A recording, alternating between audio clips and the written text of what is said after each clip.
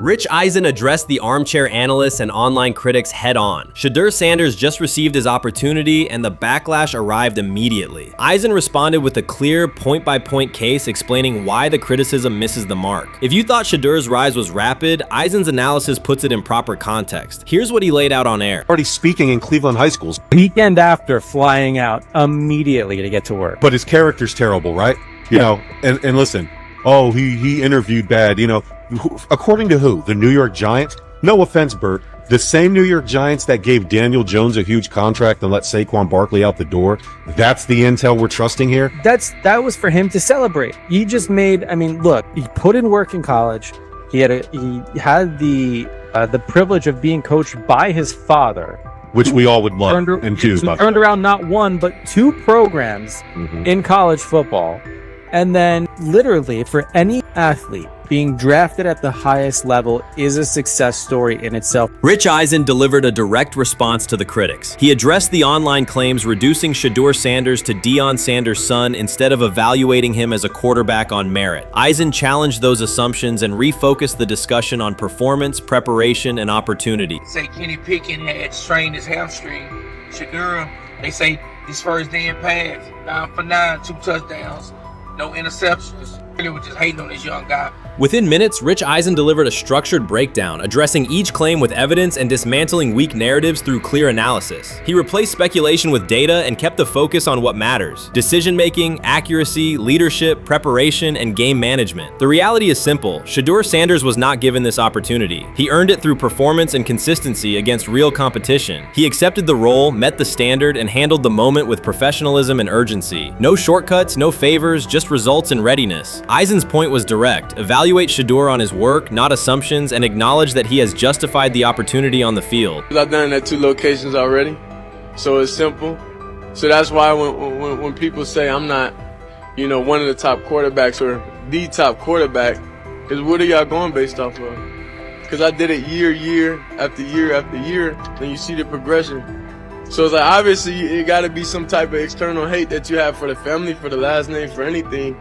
Because I know I proved myself. While many were still debating whether he was NFL ready, Shedeur Sanders stepped onto the practice field and operated like a clear QB1, setting protections, controlling tempo, and executing the plan. The narrative that he is just flash, media attention, or his father's influence does not hold up against his work in installs, progressions, and situational drills. What he showed was composure, efficiency, and command of the offense. He processed quickly, protected the football, and delivered on-time throws, demonstrating preparation and control. I'm a firm believer. If I wanted Shedeur Sanders at 2, at worst at 33, of course I already think that he's better than other quarterbacks. Because that's the type of talent, that's where I would have picked him at.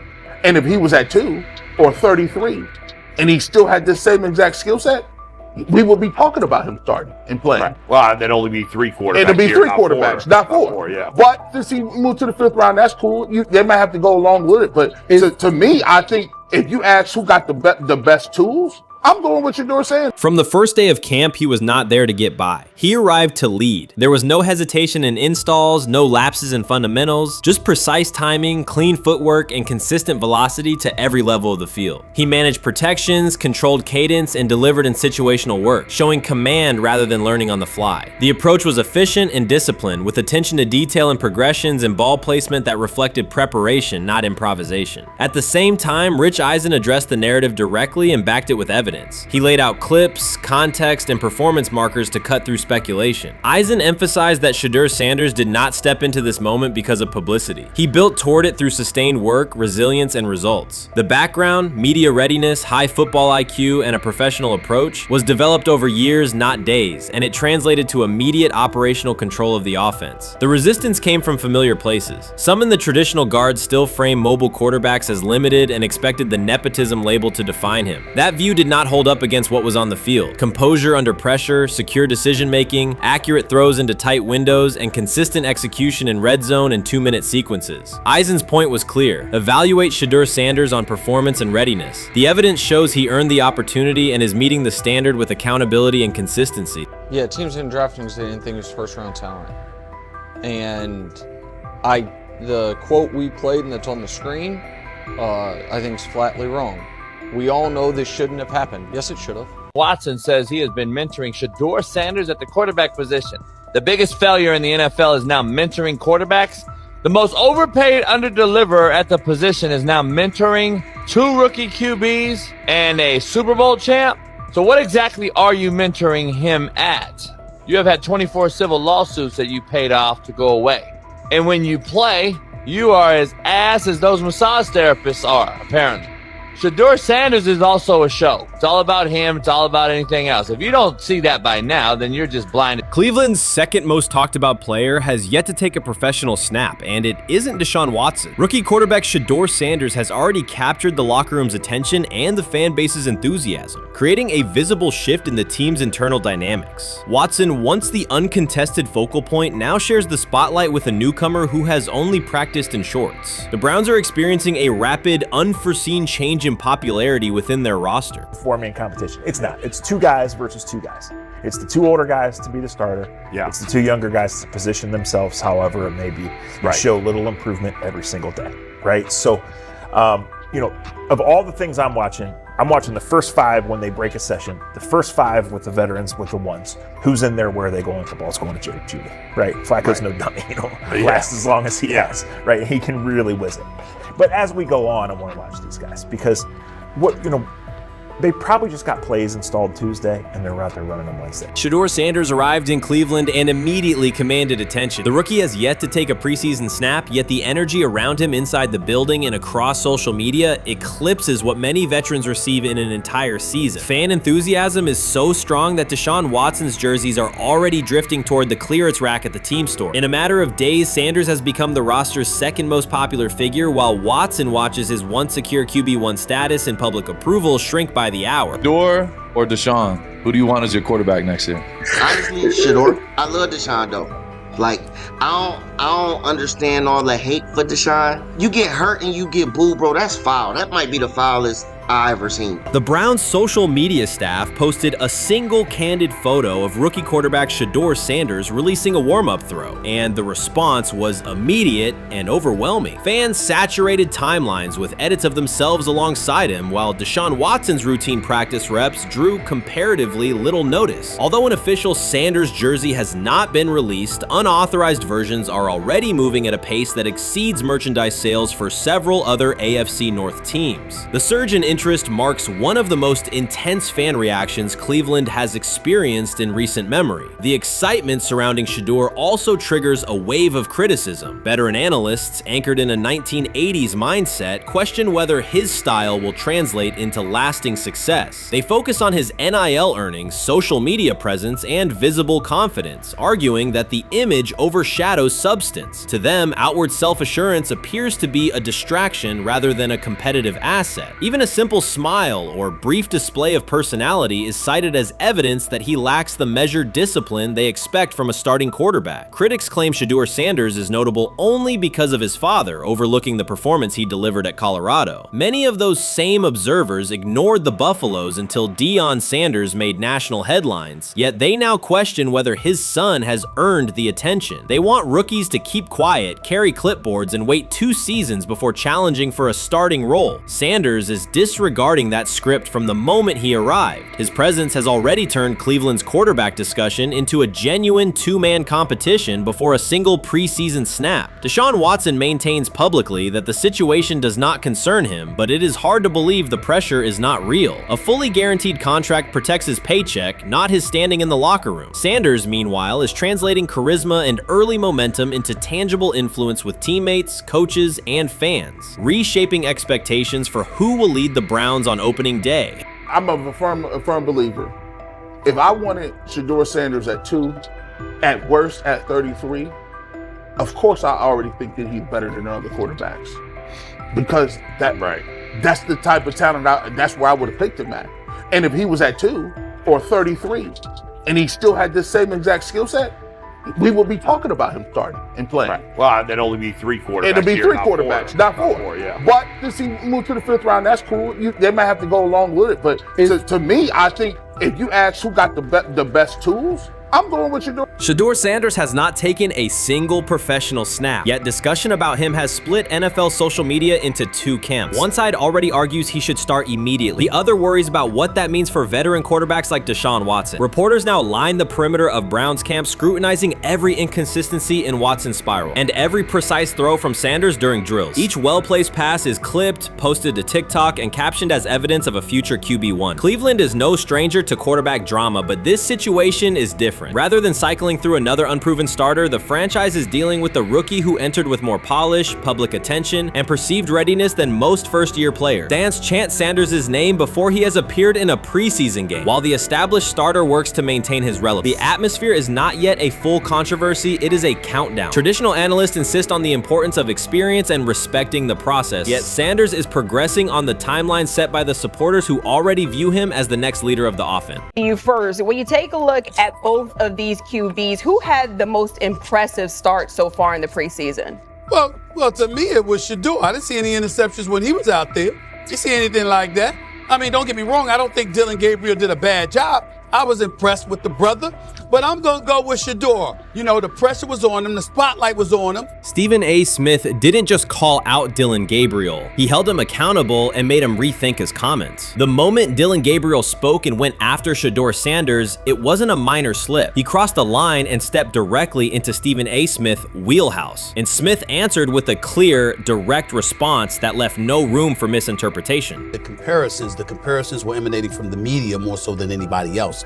And that's what I think, that's exactly who I think he was directing his comments towards. Having said that, Dillon Gabriel, respectfully, it was stupid. A very dumb comment to make. First of all, let me tell you something right now. In every walk of life, far beyond the parameters of a football field. This wasn't casual sports commentary, it was a decisive critique. Dillon Gabriel's comments were taken apart by Stephen A. Smith with clear, direct points. Gabriel, a quarterback with solid stats but limited top-level achievements, chose to take a public shot at Shedeur Sanders. Shedeur, who has handled sustained media scrutiny and on-field expectations, became the target of an unnecessary criticism. Smith responded by challenging Gabriel's standing to make that claim, and by defending Sanders on the facts. The outcome was clear. Gabriel overreached, and Sanders didn't deserve the hit. Dan Orlovsky would sit up here in comparison to Shedeur Sanders, who did no such thing, and say, hey, thought he looked better. I got to give him the edge here. I thought it wasn't bad. A pick six and a fumble, and we can get over fumbles. Have you heard anybody say that? I know it's possible. Have you heard anybody say, get over? Stephen A. Smith responded immediately. As soon as Dillon Gabriel made his comments about Shedeur Sanders, Smith delivered a clear, point-by-point critique that drew national attention across the NCAA media cycle. Dillon Gabriel has a reputation as a good quarterback, not a dominant one. He can post strong numbers against opponents like Tulsa, but his performance has been inconsistent when the stakes and competition rise to playoff level. Well, those who produce get treated differently than those who don't. What he said echoes the mentality of all of America practically, and most certainly the world, as we see things being globalized more and more every day. It was a stupid, idiotic, immature comment, because clearly you were feeling the heat because a lot of people was talking about how Shedeur should be QB. Dillon Gabriel is a capable quarterback, but not a standout. Even so, he chose to talk down to Shedeur Sanders, a quarterback who has navigated constant scrutiny and pressure and still represents the future of a program that was struggling before he arrived. The comparison was weak. The criticism was unnecessary. Stephen A. Smith recognized that and dismantled Gabriel's argument with a clear, direct response. How the Browns react to this, how the locker room reacts to this, how Shedeur reacts to this, because it was a clear shot at Shedeur. But let's say Dillon Gabriel's talking about the media. How could you be a brand new quarterback in the NFL and the first time you get behind a mic after your first game, you throw the media under the bus?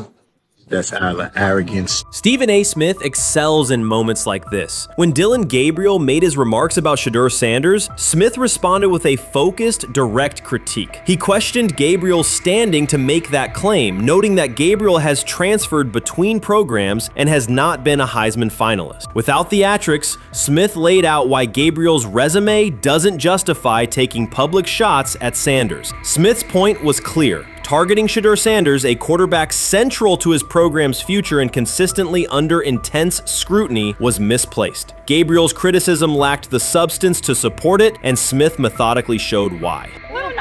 Today on his 42nd. I want you to be meaner. Birthday. That's number one. Number two, after the game, the Browns head coach Kevin Stefanski said there was a mix-up in the routes and that players were in the area that they shouldn't have been. Look at Stephen A's face. Look at Stephen A's face.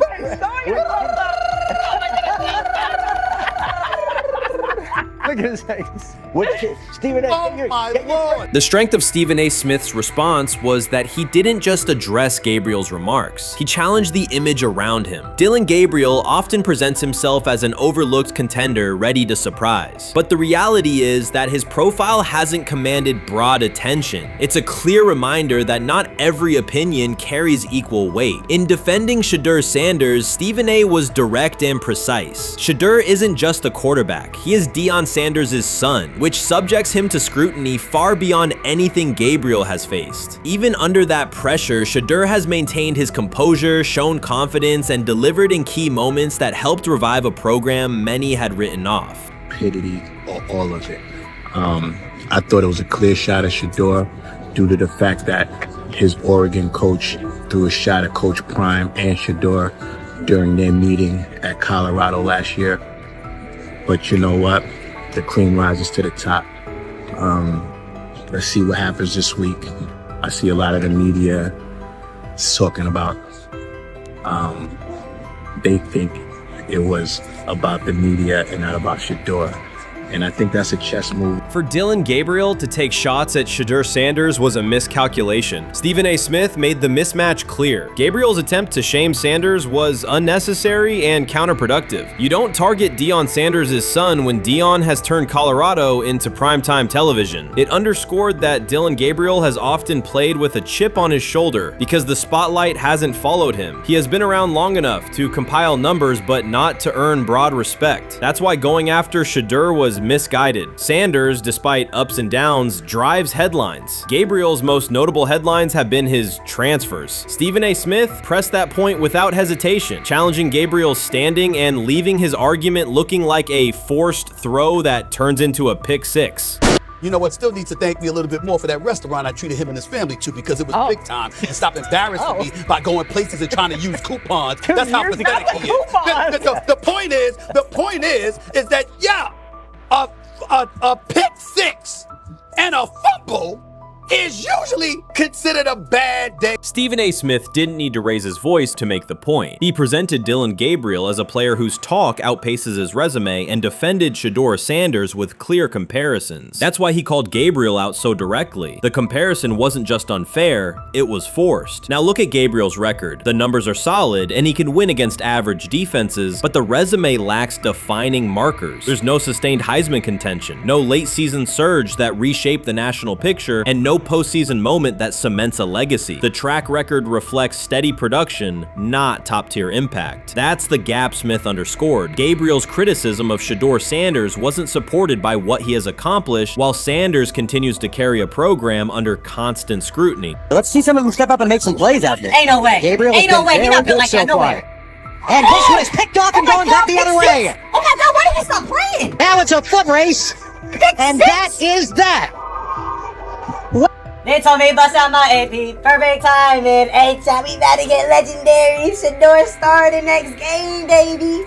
Shout out Dillon though, you know what I'm saying? Bro, I love you, my heart. What am I bigger than cheese, bro? You know what I'm saying? But Shedeur got it. Shedeur Sanders is a national brand who draws viewers for both performance and result. Dillon Gabriel's attempt to diminish him read as resentment. And Stephen A. Smith called out the insecurity and lack of awareness directly. Colorado under Deion Sanders is prime time, and Shedeur sits at the center of that spotlight. If Gabriel expected the sports world to agree while he took a shot at Shedeur, he misread the moment. Smith dismantled the argument and questioned the credibility behind it. Gabriel will move on. on. He'll keep playing, give interviews, and have fans, but this exchange will trail his media profile as a reminder of a misstep. It's a clear example of a resume that doesn't justify taking public aim at a quarterback carrying that level of scrutiny and responsibility. For the Cleveland Browns preseason game today is that the way that some white folks watched Shedeur Sanders last week is the way that some black folks were watching Dillon Gabriel today. And it's not Dillon Gabriel for Dillon Gabriel's sake. Most folks don't have a problem with Dillon Gabriel. It's what he represents, which is the disrespect of a black person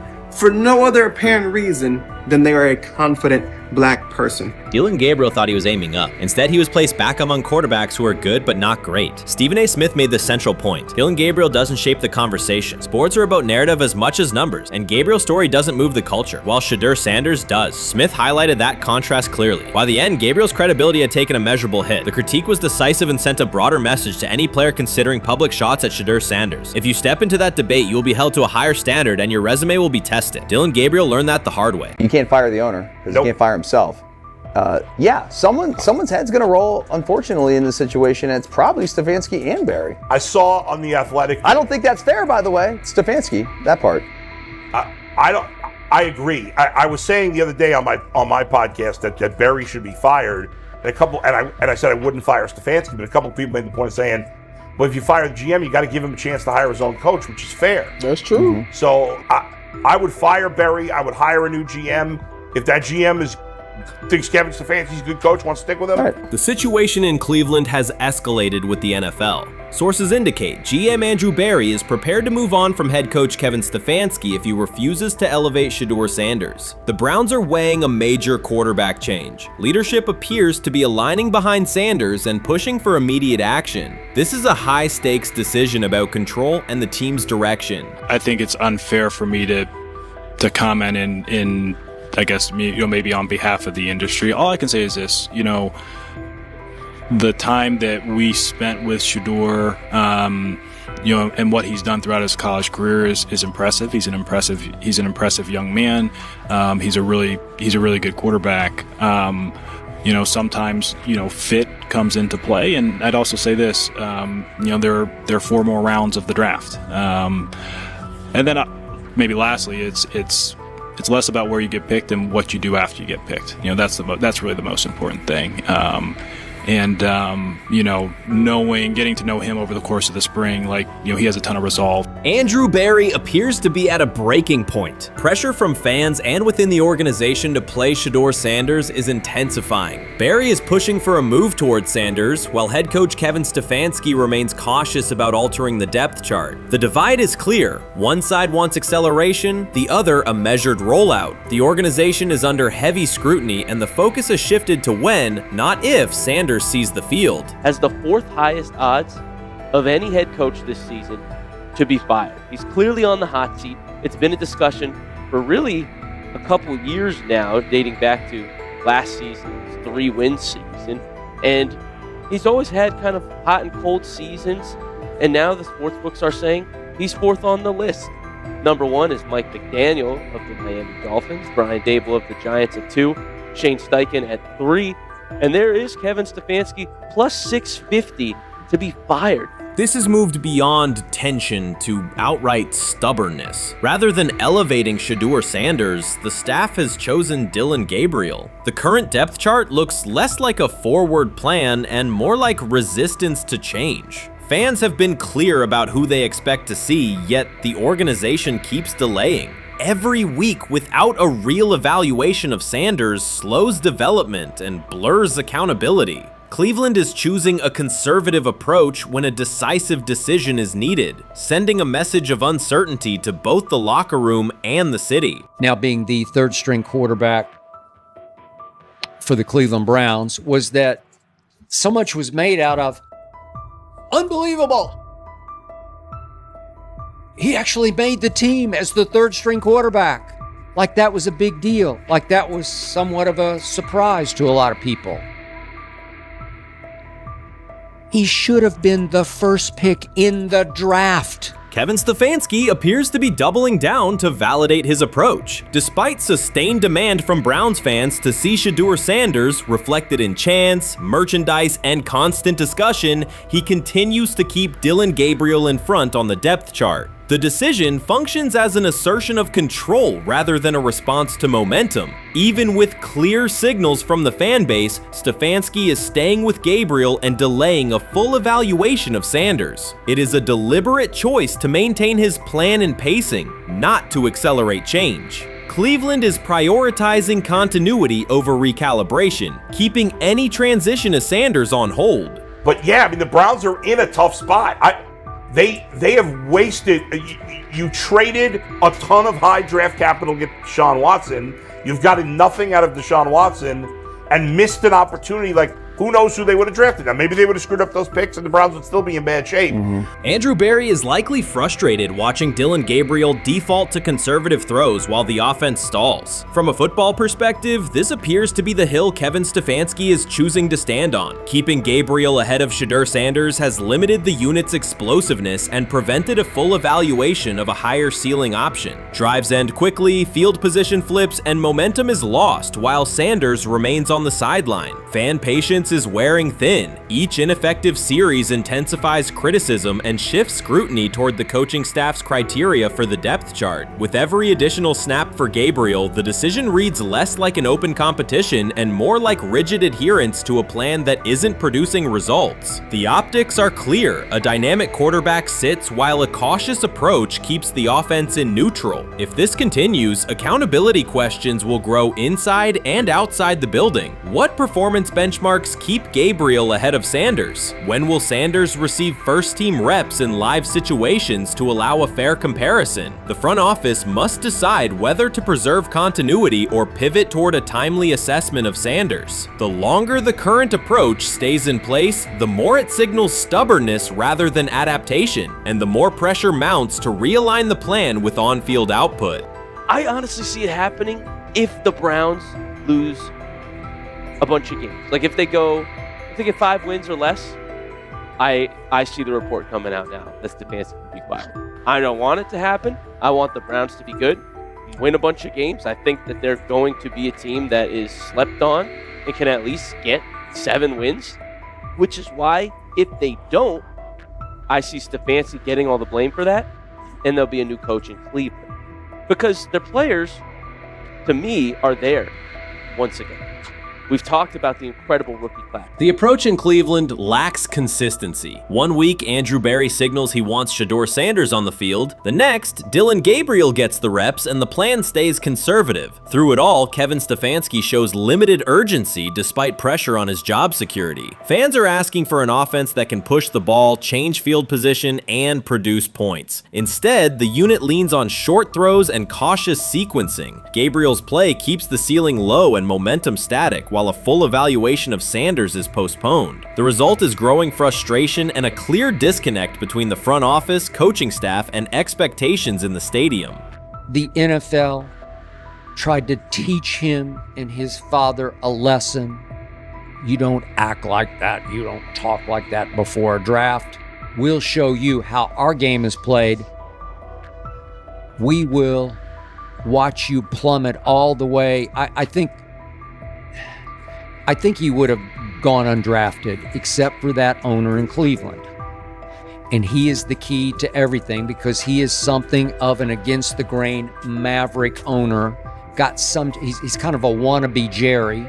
Fan speculation is growing. Some believe Kevin Stefanski lacks confidence in Shedeur Sanders. Others think he's prioritizing Dillon Gabriel for reasons unrelated to performance. A more extreme view claims Stefanski is manipulating outcomes to secure a buyout. Whatever the motive, the risk is clear. This approach is straining his relationship with GM Andrew Berry and alienating the fan base. Pressure is rising, Berry's patience is running out, and supporters have shifted from requests to demands. If the current plan continues, calls for a change in quarterback and accountability will intensify. I'm about to unleash about Shedeur Sanders. I just watched what happened to Shedeur Sanders in the Cleveland Browns' third and final preseason game. And I'm outraged, I'm sickened, and I'm saddened by the way Shedeur continues to be treated in the National Football League.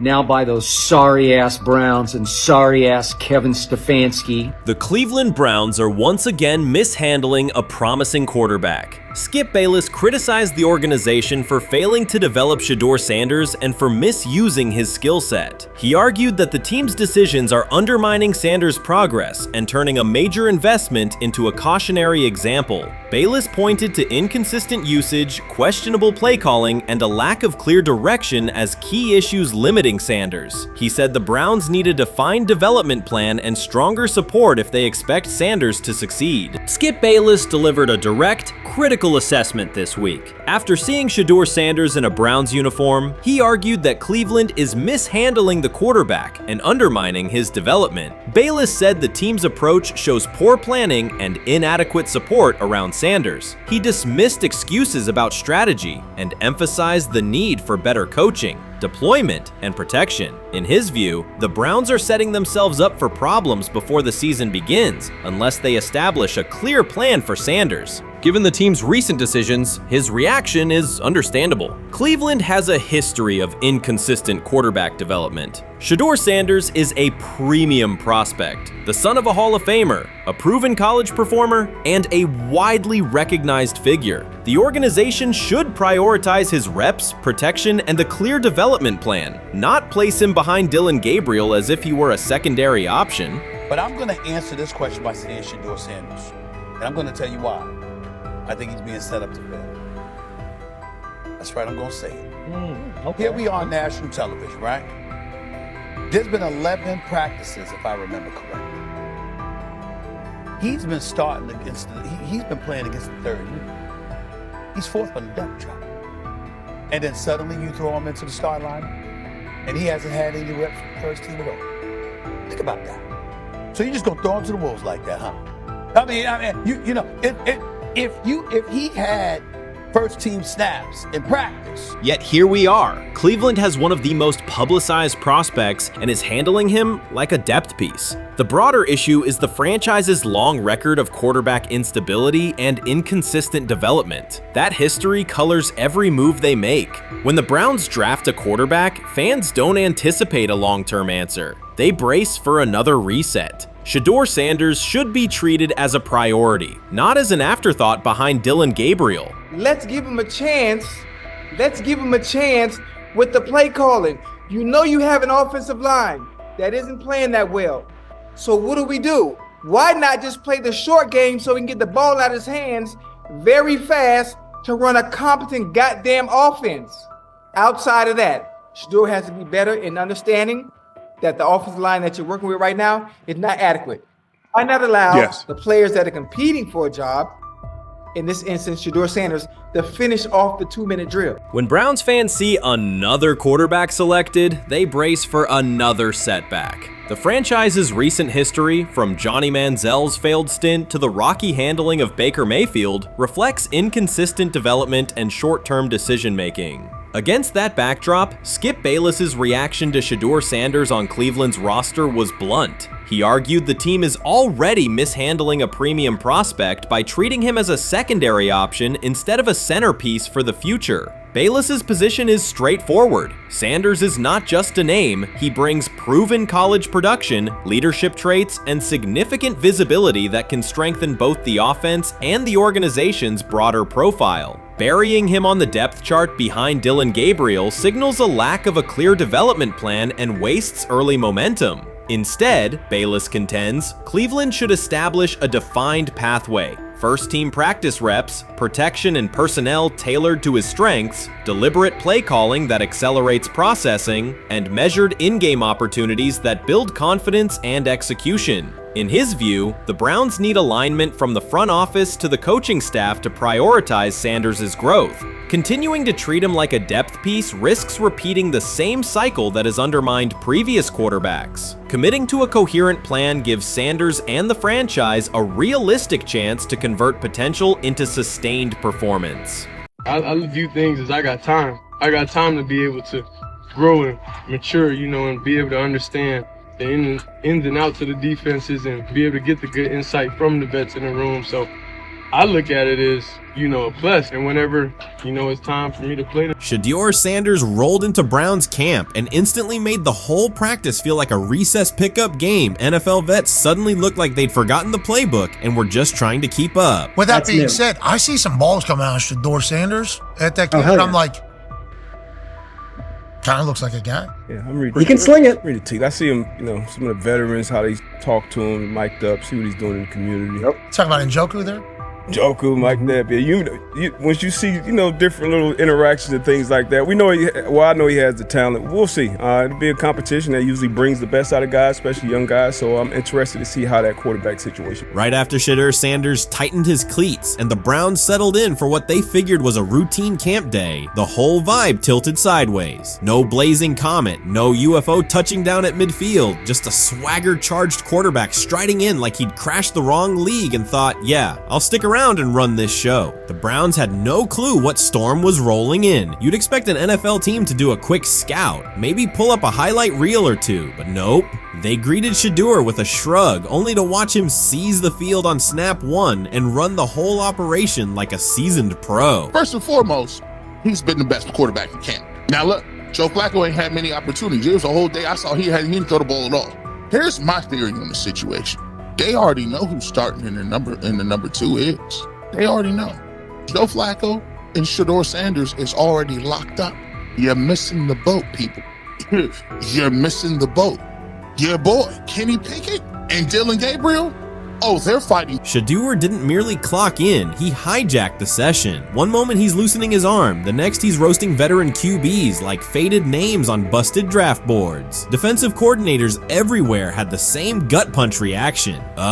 His pocket poise, straight disrespectful. His timing, psychic, and every pass left his hand like it was laser guided to its mark. While Shedeur Sanders was slicing up routes, the Browns secondary looked less like an NFL backfield and more like a gaggle of dads sprinting through a Saturday fun run. Big on enthusiasm, short on closing speed. Coaches fought the urge to slam the emergency horn. Players traded wide-eyed, "Are we serious?" stares, and someone even double-checked that a hidden camera crew wasn't about to pop out of the tunnel. But nope, this was pure Shedeur. Half cold-blooded surgeon, half highlight factory. He wasn't dropping a casual "I'm here," he was crafting a masterclass. From the first rep, the tempo changed. Shedeur Sanders accepted the snap with steady footwork, diagnosed the Browns' single high shell, and delivered a tight window seam route that forced the free safety to recover late. Throughout the period, he manipulated leverage with quick shoulder fakes, moved through full field progressions, and released on time from a balanced base, consistently putting the ball on his receiver's upfield shoulder. Cleveland's coverage struggled on multiple fronts. Safeties hesitated between deep half responsibilities and underneath support, creating voids at 15 to 20 yards. Cornerbacks and off-man were caught in trail position when Sanders used rhythm throws on 3-step drops, while those who tried press technique had their inside hand neutralized by his receivers' outside releases. Linebackers widened to match shallow crossers, leaving the middle hook unguarded for pivot routes and option digs. One corner attempted a line of scrimmage jam. Sanders immediately adjusted the route to a back shoulder fade, releasing the ball before the break and rendering the press ineffective. Over the session, he showcased pocket discipline, reclimbing to maintain throwing lanes rather than drifting, and finished with a series of anticipatory throws against cover 2 cloud, fitting vertical outs between the flat and deep half defenders. Sanders' combination of rapid post-snap processing, precise ball placement, and pocket efficiency exposed coverage mismatches at every level and highlighted communication gaps in the Browns secondary. By mid-session, the Browns defensive staff clearly recognized their calls were outmatched. Every adjustment, a roll to cover 6, a simulated pressure, a late rotate to 2 high, was neutralized once Shedeur Sanders confirmed the post-snap picture. Routes that had taken weeks to script were beaten by timing and location. Comeback set at 12 yards broke open before the corner's transition. Slot seam outs dotted the void between the flat and deep half defender, and boundary receivers beat press with quick hand techniques, receiving the ball before the trail man could recover. Sanders' command was methodical. He used cadence to freeze plug blitzes, re-ID'd the mic when linebackers sugared the A-gaps, and maintained a firm base so he could reset and fire without resetting his feet. His receivers benefited from that rhythm. Top of the stem, eyes back, ball delivered on their upfield shoulder, allowing immediate transition to Yesi. The Browns front tried a late stunt to compress the pocket. Sanders climbed 2 steps, re-spotted the shallow crosser, and delivered instructions stride, turning a potential sack into a 20-yard gain. What stood out most was how little ramp-up Sanders needed. From his first series, he processed full-field concepts at tempo, cycling through progression reads without hitching. The poise under interior pressure, consistency in ball placement, and ability to manipulate zone defenders left the Browns' coordinated disguise packages ineffective and forced them into static coverage by the end of the period.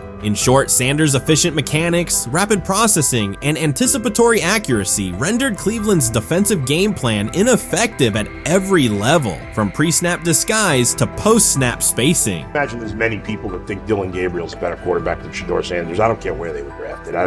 If the Browns are the one team that thinks that, then I'm going to suspect it's not true. They don't know what. Listen, I've been on every quarterback evaluation for 30 years. Right. I never root against anybody. Yeah. But I'd be surprised if Dylan Gabriel's ever a legitimate starting quarterback for the Cleveland Browns. I'd be surprised. I just don't think. Well, then it is a wasted pick because you took him in the top 100. Yeah, but potentially. Yeah.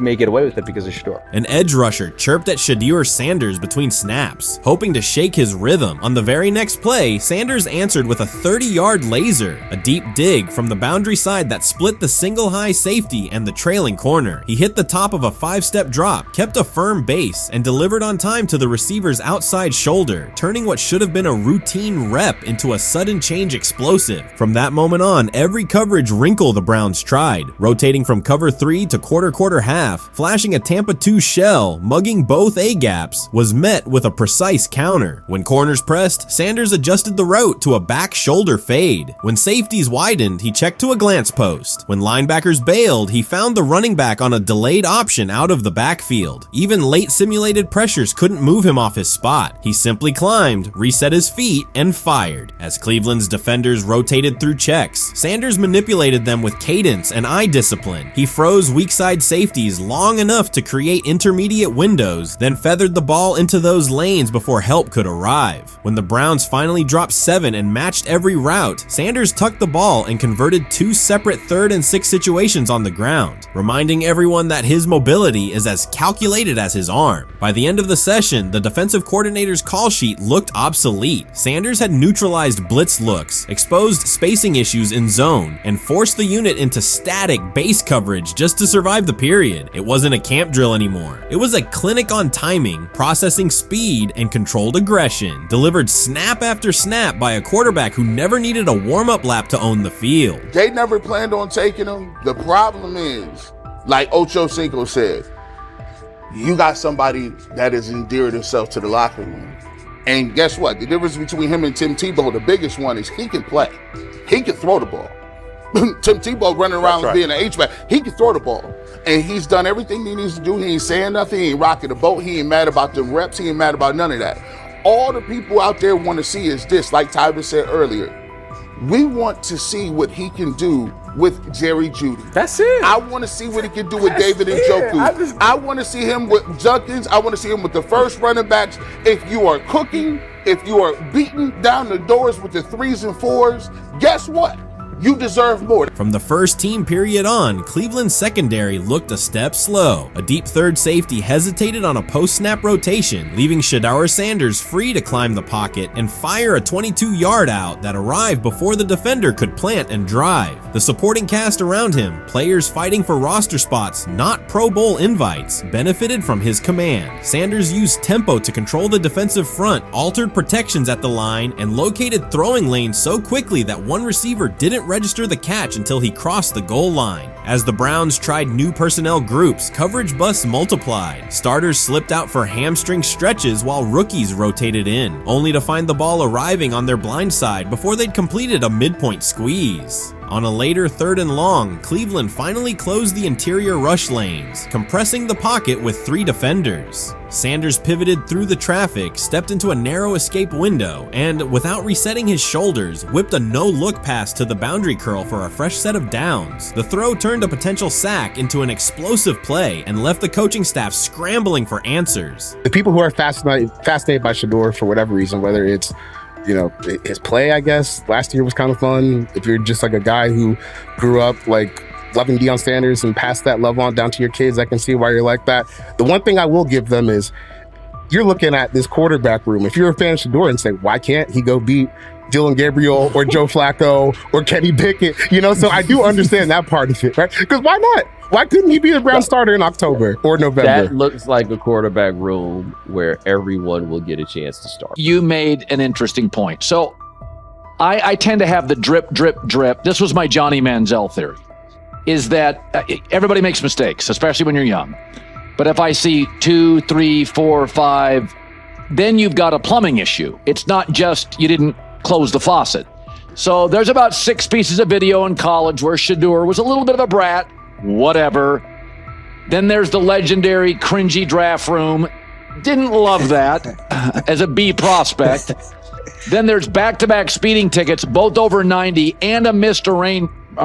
The NFL is navigating unexpected headlines after a former Browns coach publicly defended Shedeur Sanders in response to reports of multiple speeding tickets. The coach's statement has sparked extensive online debate. Supporters welcome the show of loyalty, while critics question the motive. Sanders now finds himself at the center of an unforeseen controversy, and observers want to know why a Cleveland coach is standing so firmly in his corner. The story is developing rapidly and continues to draw intense attention. When it came out that he got a speeding ticket, I said it's not really that big a deal. I feel very differently about it now. Over 40 miles an hour over the speed limit, less than 2 weeks after you just got a ticket. I don't know if that's entitlement or immaturity. There's got to be some teams that are feeling very good right now that they didn't draft him. Observers are focusing on Shedeur Sanders' recent speeding ticket, treating the violation as a measure of his character and sidelining his athletic, academic, and philanthropic accomplishments. The incident, driving 15 miles per hour over the limit in a borrowed Lamborghini, has drawn sharp criticism. In response, a former Cleveland Browns coach has taken the opportunity to comment, even though the franchise is widely viewed as unstable due to its frequent coaching changes and limited on-field success. By defending Sanders, he presents himself as an authority on discipline and leadership. The statement, coming from an organization seldom praised for stability, has nonetheless attracted considerable attention across the league. You want to defend him a little bit. I thought this was an interesting take. Yeah, I thought it was really interesting that you said you were out because of the speeding tickets. To me, that's such a minor thing. You were so high on him in terms of his completion percentage in OTAs, and I thought that was a little aggressive on your part. But with the speeding tickets, I got a speeding ticket the first night of the draft, my first year there. I thought maybe I'd get the benefit of the doubt, but they gave it to me anyways. As soon as the former Browns coach defended Shedeur Sanders, social media erupted with commentary, resembling the volume of draft night coverage. Posts and opinions appeared within minutes, and criticism escalated rapidly. Detractors amplified Sanders' minor speeding violation, while supporters argued that such reactions were disproportionate to a single traffic citation. Shedeur Sanders received 2 speeding citations, and the minor traffic issue quickly drew national attention. Before considering the former Browns coach's response, it is useful to clarify the facts. Sanders, son of Pro Football Hall of Famer Deion Sanders and a current college quarterback, was twice ticketed for exceeding the limit while driving a high-performance vehicle. Commentary on social media escalated rapidly, with critics framing the incident as a significant character concern, even as the league has historically tolerated far more serious legal transgressions. Stepping into the debate, a former Cleveland Browns coach, best known for a tenure filled with losses and contested decisions, issued a strong public defense. He argued that 2 speeding tickets should not define Sanders' reputation or overshadow his on-field talent and community work, urging a balanced assessment of the player's actions. I don't love it from a 5th-round draft pick. I don't love that it happened multiple times, but I do think that this is the first time he's been away from his dad, and there's gonna be some growing pains now.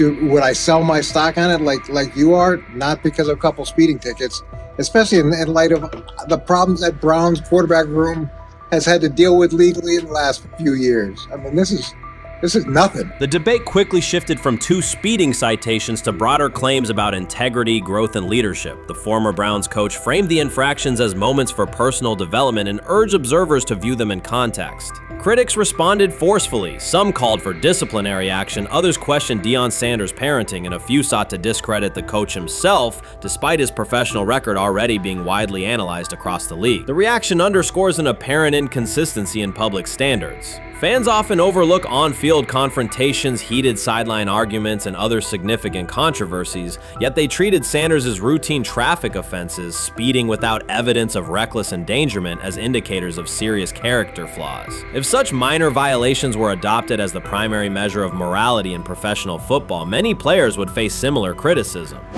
Sports media amplified the story almost immediately. Television panels dissected Shedeur Sanders' decision-making, treating 2 speeding tickets as indicators of deeper character concerns. Networks aired detailed segments under banners such as red flags and road rage, repeatedly questioning whether the citations might affect his draft evaluation. Although Sanders is already regarded as a first-round prospect, analysts emphasize that NFL teams value discipline and legal awareness when forming final assessments. Many commentators overlook the fact that other high-profile players have faced more serious offenses without similar scrutiny. Throughout the coverage, the former Browns coach defended Sanders, portraying him as a talented quarterback subjected to disproportionate criticism in a culture that expects near-perfect conduct. His argument was thorough and methodical, asserting that the traffic violation should not overshadow Sanders' skills, work ethic, or future potential. Commentators point out that the coach's intervention was not entirely selfless. He recognized the publicity potential. One day he was an overlooked figure from a struggling Browns era, the next he was a trending name across sports media. The discussion quickly expanded beyond Sanders' speeding citations to questions of image management and narrative control. Critics demanded disciplinary measures, public apologies, team sanctions, and formal statements, yet their objections seemed directed less at the traffic infractions themselves and more at Sanders' high profile, confidence, and resistance to traditional expectations. In practical terms, Sanders' brand remains intact. The coach secures renewed relevance, and the episode supplies another headline in the ongoing story of modern football. The next time Sanders is seen in a high-performance car, the debate will likely reignite, focused not on speed limits, but on the broader culture of the league. Meanwhile, new voices continue to join the conversation. Broadcaster Colin Cowherd has already weighed in, offering his own reassessment of the incident and its broader implications. Breaking news, Shedeur Sanders last night was pulled over going 100 miles per hour. All right, he clocked 101, 41 miles an hour over the speed limit in Cleveland. He will have the opportunity to fight the ticket in court. Now, I'm not exactly sure where he was pulled over, whether or not that it was in Ohio or whether or not that it was in his home state. But typically when you're going 40 over, that's flirting with the line of reckless driving. Folks, I gotta tell ya, I don't understand what it is with these young men driving at absurd speed. Colin Cowherd's view of Shedeur Sanders shifted abruptly. Days after praising the quarterback's poise and skill, he appeared on air to declare that Sanders is overhyped, unfocused, and distracted by celebrity. The reversal was immediate, without any gradual reconsideration. Cowherd now frames Sanders' 2 speeding tickets as evidence of poor judgment, even though he has defended other quarterbacks facing far more serious off-field issues. The sudden, wholesale withdrawal of support leaves viewers questioning the consistency of Cowherd's criteria and illustrates how quickly media narratives can change when minor incidents receive outsized attention. This is okay. Okay. How much of this is? I mean, Jimmy Haslam has his hands all over Manziel, has his hands all over Deshaun Watson. Admitted it, man enough to admit it. I saw the reaction in the draft room when they took Shedeur Sanders. Pretty obvious it wasn't the coach and the GM's pick. How much is this? This team has 8 last place finishes in 13 years owning it. How much of this is we don't have a very good owner here like Washington, D.C. and the Commanders? Yeah, I didn't love the owner stepping in and saying, hey, you got to take this guy in the 5th round. And I doubt they'll ever admit to it. While Colin Cowherd urged teams to move on from Shedeur Sanders, former Browns coach Eric Mangini offered a more measured response. Mangini, whose tenure in Cleveland was marked by mixed results, used his platform to provide context rather than condemnation. Instead of sensationalizing the speeding violations, he encouraged viewers to consider Sanders' circumstances. A 21-year-old quarterback whose life is scrutinized both on and off the field. Mangini acknowledged that the tickets were mistakes, but emphasized that they do not by themselves define Sanders' character or future. He noted the extraordinary attention athletes receive today, combining the responsibilities of quarterback, public figure, and social media presence. Under such pressure, missteps are magnified, and criticism multiplies quickly. Mangini concluded that any evaluation of Sanders should weigh the totality of his behavior, performance, and growth, rather than isolate 2 traffic citations as decisive evidence of poor judgment. How you feeling? I'm getting there. You see what I got on, right? That's why I was asking how you help for. Yeah, I'm getting there. See? Brian, what they had to do? I had blood clots. Okay. And they amputated, you know. But I work with it. Man. Yeah, I'm amputated. So I get that work done a couple times a day, keep the blood circulating, blood flowing, but it's a new normal.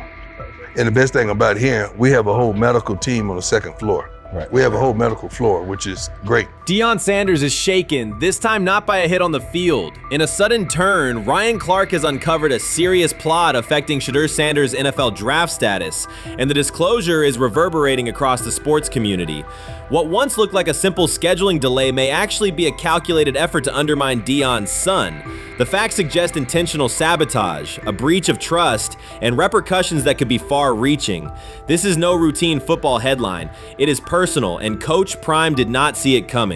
The sports world loves to celebrate underdogs, yet it often takes even greater pleasure in tearing down rising stars. Deion Sanders is witnessing that cycle now, not from the sidelines as Coach Prime, but as a father. The lights in Boulder remain bright, the cameras keep rolling, and Sanders still wears his gold watches, sunglasses, and natural swagger. Still, behind that familiar smile is a man carrying deep pain as criticism aimed at his son mounts daily. How much of that is opening press conference saying, okay, we are family, saying that he was sent to do certain things? Do you feel like people got attached to that, or it just was the fact that prime time is at Jackson State? It's prime time. If my son plays cornerback, I want him to be around, in my opinion, the best cornerback ever to touch the field. That's right.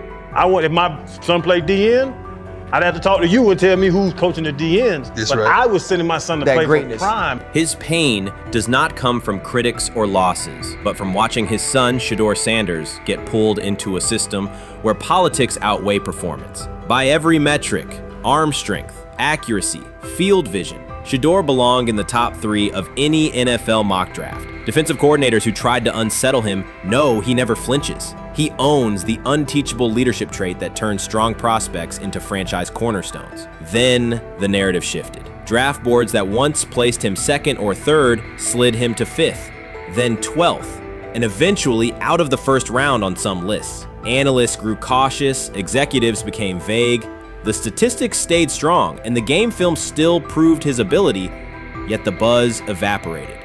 The abrupt silence felt deliberate and wrong. Former NFL safety and respected analyst Ryan Clark then delivered an unfiltered disclosure, not on a scheduled TV segment, but in an unscripted comment. He stated plainly that influential figures inside the league were not overlooking Shedeur Sanders. They were actively holding him back. The motive, Clark said, was political, and the real target was Deion Sanders, Hall of Famer, architect of Jackson State's resurgence, and the coach who turned a 1-11 Colorado program into a national headline. Deion's refusal to conform, wearing sunglasses indoors, dancing with players, speaking candidly, challenged an establishment that favors predictable images and rehearsed statements. According to Clark, that resistance to tradition was not forgotten. When Shedeur displayed the same mix of talent and confidence, concern spread through front offices and media circles. Questions about leadership style and attitude surfaced. Coded language for discomfort with a quarterback who mirrors his outspoken father. Clark's point was clear. The issue is not Shedeur's performance. If he had posted identical numbers at Ohio State or Alabama, endorsements and media specials would follow. Instead, interest cooled, because the Sanders family embodies a self-made identity the league cannot easily manage. Their visible pride and independent brand challenge a system that prizes control. And that threat, not football ability, is what Clark believes is suppressing Shedeur's draft stock. So the Shedeur Sanders, I want to talk about this. So here's a prime example. Shedeur Sanders, they had 3-day mini camp for the Cleveland Browns. And now, Jimmy Haslam actually has some money. The Bengals owners and the Rooneys are near the bottom of the league in net worth. But what the Browns have is what I would call the Buffalo Bills used to have this years ago, pre-Josh Allen. What are Browns veterans saying about Shedeur Sanders behind closed doors? According to internal discussions, the feedback goes beyond casual praise. Several veterans describe his performance as franchise level. Private locker room conversations compare his command of the offense to established starters. And one senior assistant reportedly called him Sunday ready after a single walkthrough. The consensus is that front office staff and coaches have taken serious serious notice. Inside the Browns facility, informal conversations circulate among players and coaches. These remarks carry significant weight in personnel evaluations and often influence practice rotations. When veterans speak this strongly, the message typically reaches decision makers quickly, especially during roster planning. In short, the internal perception of Sanders is already affecting how the staff views the current quarterback depth chart. Browns vets kind of weigh in on Shedeur Sanders and how he's been since he arrived in Cleveland, in Pound Town. And I think it's very, very important that we discuss it, because it'd be really easy for these vets to, this wasn't like a on-the-record interview. This is just kind of back channels into what the vets are saying, the rumors, but the sources telling us.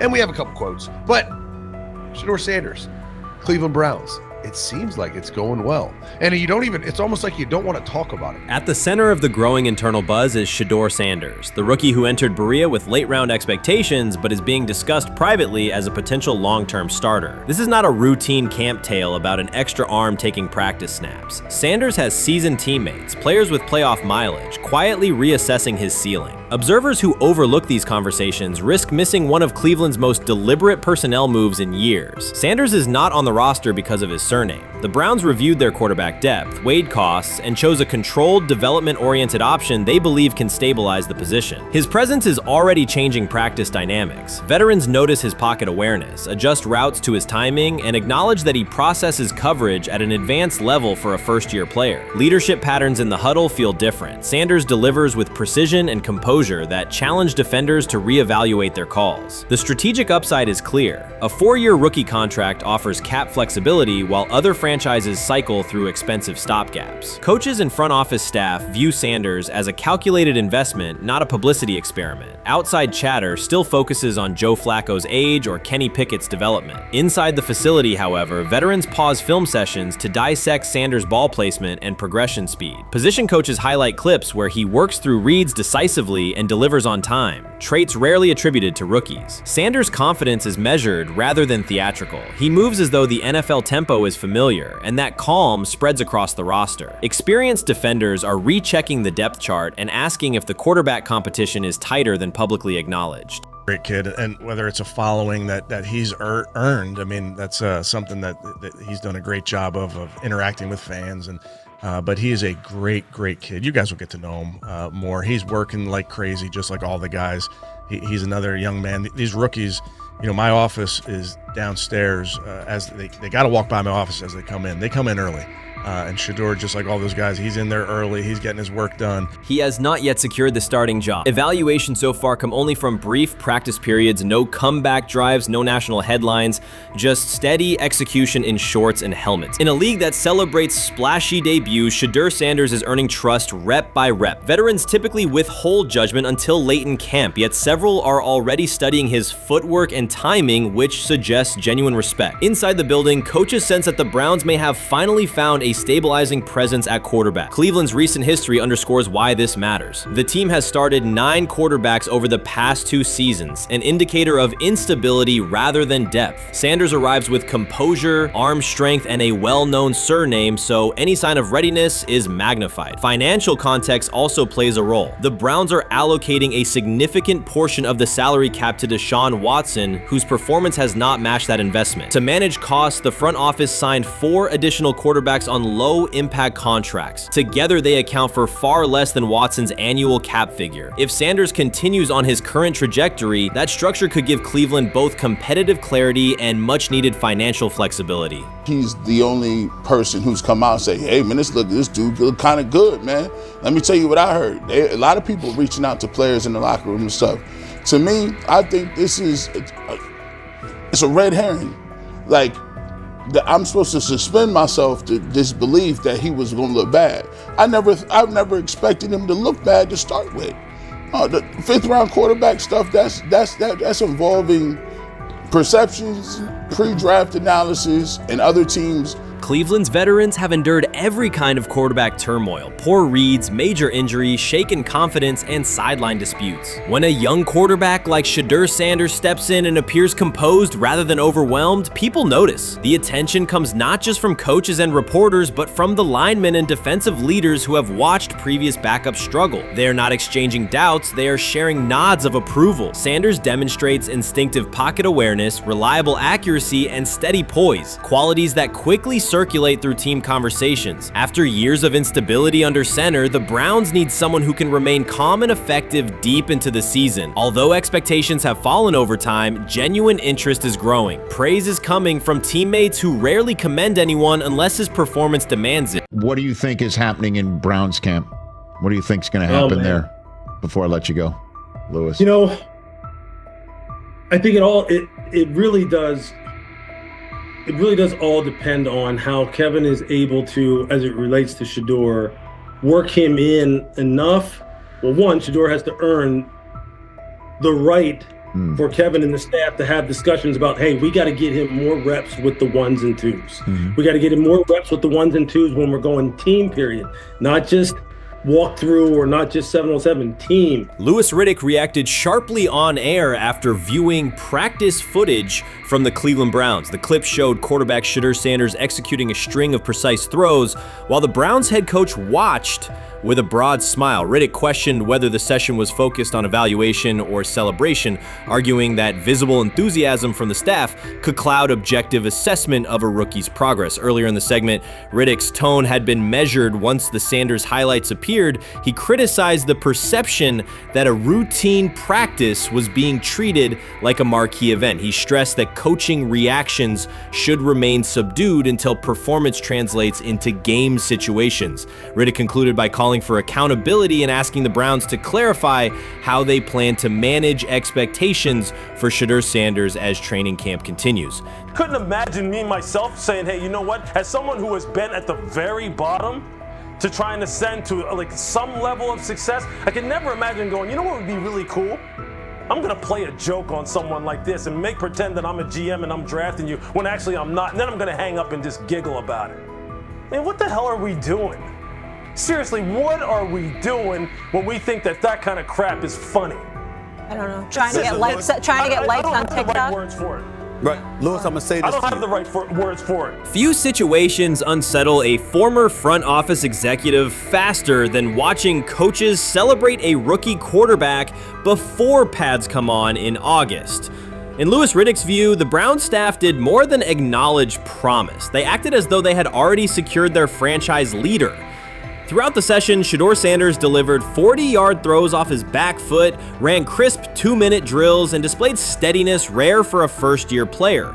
According to reports, each successful rep drew audible admiration from the sideline, highlighting how quickly enthusiasm has escalated.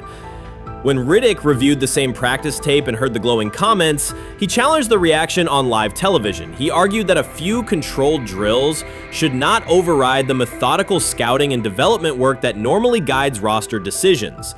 Riddick's criticism focused less on Sanders' talent than on the evaluation process. He warned that comparing a prospect to established stars or joking about renaming the stadium creates pressure before the player has taken an NFL hit, faced a disguised coverage, or logged a preseason snap. Praising potential is acceptable, he said, but anointing a savior in July risks repeating the organization's history of premature quarterback expectations. Sanders brings confidence shaped by his father's legacy and his own disciplined preparation, yet Riddick insists that progress must be confirmed over time. He urged the Browns to temper public excitement, follow a structured development plan, and reserve celebratory reactions for on-field results that matter. Regular season production under live pressure, not highlight clips from a midsummer workout. He has to earn that. Kevin has to figure out a way to do that, so then you can reasonably assess what you have in him compared to Dillon Gabriel, compared to Kenny, compared to Joe Flacco. If you don't, then the conversation surrounding him is going to continue to be what it's been, which is, but for some people, he was overhyped all along. He's not that great of an athlete, doesn't have a big enough arm. There's a reason why he was a 5th-round pick, blah, blah, blah, which I don't believe. I believe if he is given enough reps, earns enough reps, and then is given enough reps in meaningful situations, he can throw the ball just as good as Joe, if not better, just as good as Kenny, if not better, just as good as Dylan Gabriel. After more than 2 decades in personnel and broadcast analysis, Louis Riddick was dismayed to see a franchise bypass basic evaluation standards after only a series of eye-catching minicamp throws. Reviewing practice footage from Cleveland, he observed Shedeur Sanders drilling 40-yard passes against uncovered receivers and running 2-minute sequences with poise. In Riddick's view, those reps, conducted without pads, contact, or a disguised rush, show arm talent but reveal little about how a rookie handles game pressure. Riddick said the Browns' reaction drifted from objective assessment to outright admiration. Multiple reports indicated coaches were sketching new concepts for Sanders during dinner and referring to dedicated Shedeur packages well before a padded practice. Even the veterans in the quarterback room showed no visible alarm, a sign that staff excitement had already reset the internal depth chart conversation. The analyst emphasized that his concern is not Sanders' skill set. He acknowledged the quarterback's arm strength, footwork, and composure, but rather how quickly the club appears willing to declare him its long-term answer. Riddick cited several past prospects who received similar midsummer acclaim only to stall once real competition began. Given Cleveland's long history of quarterback turnover, he argued the organization should focus on incremental milestones, processing post-snap reads, surviving live pass rushes, and rebounding from mistakes on Sunday afternoons. Riddick urged the Browns to temper expectations and follow a structured development plan so Shedeur Sanders can progress without undue pressure. One coach reportedly admitted he replayed Tuesday's scrimmage film so often that he lost sleep, an anecdote Riddick offered as proof that enthusiasm is already outpacing reality. All asking now is what is going on with Shedeur Sanders, and so the floor is yours. Maybe you can make sense of this free fall with what was at one point the top-rated quarterback in this draft class. Yeah, see, I think at this point in time, this really isn't a football discussion any longer. This is a personal discussion. This is about it's a fit discussion. It's whether or not teams are just comfortable with everything that comes along with Shedeur in terms of who he is as a person, all the people that are surrounding him in terms of his inner circle, and whether or not teams deem that to be something that they're comfortable with. Right or wrong, that's the only conclusion you can really come to at this point. Louis Riddick voiced an escalating concern during the segment. Having witnessed numerous quarterback setbacks in his career, he worries another may be forming, not because Shedeur Sanders lacks talent, but because the praise around him is growing without restraint. Sanders has simply attended practice, delivered accurate passes, led the huddle, and shown the composure expected of an NFL player. Riddick fears the Browns' reaction, treating routine drills as proof of long-term success, risks setting premature expectations. He cautioned that the organization seems ready to celebrate a franchise savior before Sanders has taken a competitive snap, noting that such early adulation has derailed promising prospects in the past and could impede Sanders' measured development. Urban Meyer's roster history underscores the absurdity. Meyer coached Aaron Hernandez, whose off-field crimes are well documented, along with other players entangled in assaults, academic misconduct, and more. Yet Feinbaum singled out Newton, a national champion, Heisman Trophy winner, and NFL MVP, as the worst. This selective condemnation is not new. When Deion Sanders recently suggested implementing an NIL salary cap to restore competitive balance, Feinbaum dismissed the proposal and called Sanders a hypocrite rather than engage with the substance. The pattern repeats. Feinbaum routinely targets Cam Newton, Deion Sanders, Jameis Winston, Lamar Jackson, outspoken black athletes and coaches, while extending grace to figures such as Nick Saban, Kirby Smart, Dabo Swinney, or Tim Tebow under similar circumstances. Newton is no longer content to remain silent while others distort his story. In response, he laid out an accurate chronology, highlighting facts the commentary networks rarely repeat. One long-standing myth is that Newton was expelled from the University of Florida. He was not.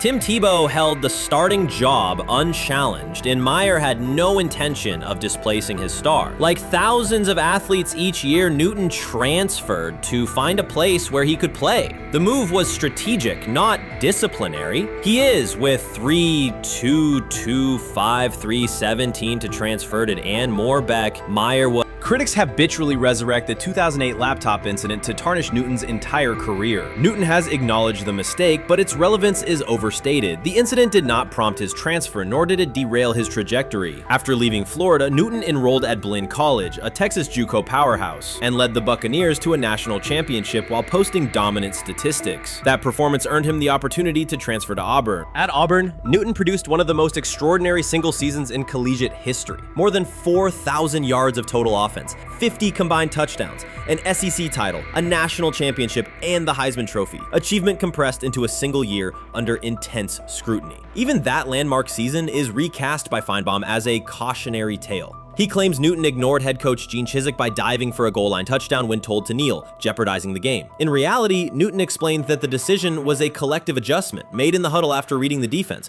While Auburn still held timeouts, the Tigers maintained control and secured the championship. Portraying that moment as reckless serves to recast Newton's success as selfishness rather than leadership. Feinbaum's approach to Sanders reflects the same dynamic. When Sanders urged a structured NIL ceiling to protect athletes and stabilize rosters, Feinbaum immediately labeled him hypocritical. Yet when Saban or Sweeney voice identical concerns, Feinbaum frames them as thoughtful guardians of the sport. The inconsistency reveals that the determining factor is not the argument but the identity of the speaker. Unapologetic black leaders who control their narratives, challenge entrenched hierarchies, and Feinbaum's commentary often functions as a check on that influence. Newton countered Feinbaum's latest attack with a concise statement. "You're lying, Paul. Please stop." Behind those words lay a broader indictment of the media machinery that weaponizes half-truths. By calling Newton the worst player Meyer coached, Feinbaum was seeding doubt among fans, front office evaluators, and future historians. Newton, now an established media presence and entrepreneur, no longer depends on traditional outlets to correct the record. He reminded audiences of 3 essential truths. He departed Florida on his own terms, he led Auburn with support from coaches and teammates, and he captured every major accolade available in college and professional football without conforming to prescribed expectations. An unspoken rule lingers in American sports discourse. Black athletes may excel, but must do so quietly, gratefully, and without highlighting systemic inequities. Newton broke that expectation early by celebrating with unreserved joy, answering questions candidly, and refusing to minimize his personality. For some commentators, that confidence is reinterpreted as arrogance. Feinbaum's repeated attempts to undermine Newton follow a familiar script of policing behavior rather than analyzing performance. Yet, legacy rests not in a pundit's soundbite, but in tangible achievements and public memory.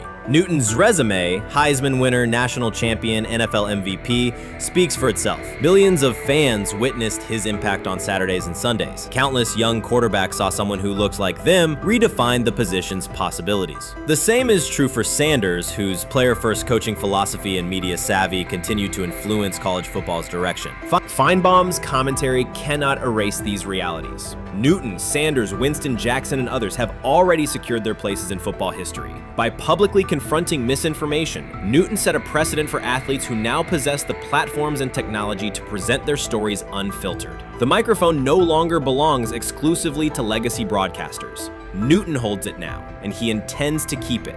A decisive shift that reduces the gatekeeper's influence and ensures that accomplishments are judged on merit rather than narrative manipulation. We've got news.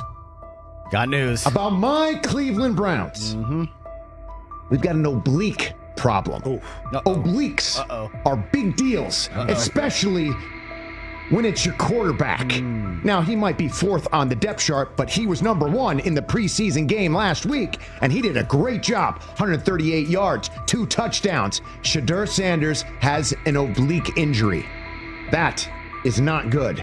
I do not like this. I hate this because I want to see more reps for Shedeur Sanders. Shedeur Sanders, a projected breakout this season, has been sidelined unexpectedly. The Browns coaching staff confirmed an oblique injury significant enough to keep him out of all activity. No reps, no drills, no warm-ups. Concerns are rising about how this may affect his momentum and force adjustments to the team's plan. The focus now is his recovery timeline, the impact on his development, and the next steps for the quarterback depth chart. Browns rookie quarterback Shedeur Sanders injured his oblique during practice today, putting his status in doubt for Saturday's preseason game against the Eagles.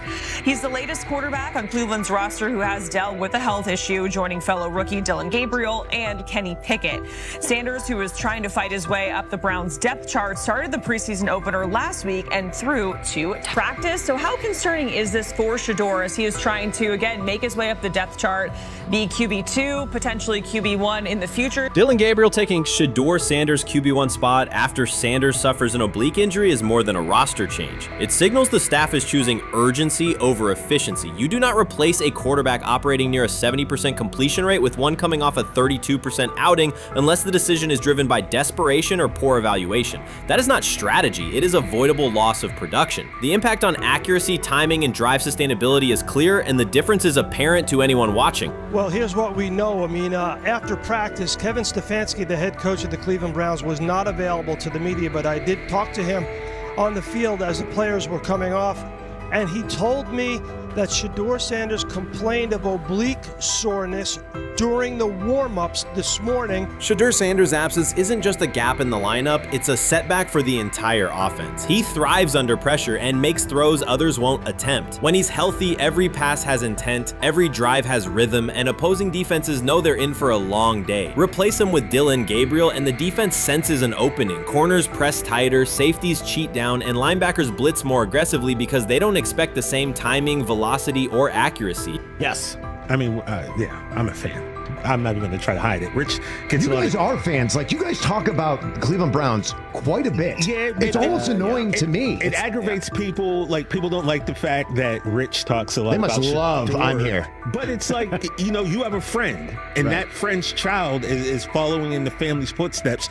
You want them to do well. I don't know why people have such an issue. I know Rich is supposed to be impartial, but it's kind of hard when you have that type of tie to it. But yeah, I'm rooting for Shedeur, man. And Dillon Gabriel's 32% completion rate isn't just poor, it's untenable at this level. A number that low needs no context. It means 2 misses for every completion. Weather, opponent, and play calls are secondary when efficiency is that limited. That output does not sustain drives or keep the full playbook viable. Yet he is starting while Shedeur Sanders is sidelined. The contrast is clear. Sanders brings accuracy, timing, and command. Gabriel's recent performance reflects inconsistency and missed opportunities. Choosing Gabriel under these circumstances reduces offensive reliability and invites defensive pressure. It is a decision that sacrifices efficiency and field position. So it'll be interesting to see what happens with Dillon Gabriel, but to the Shedeur Sanders point, it is unfortunate because I thought he was gaining some momentum.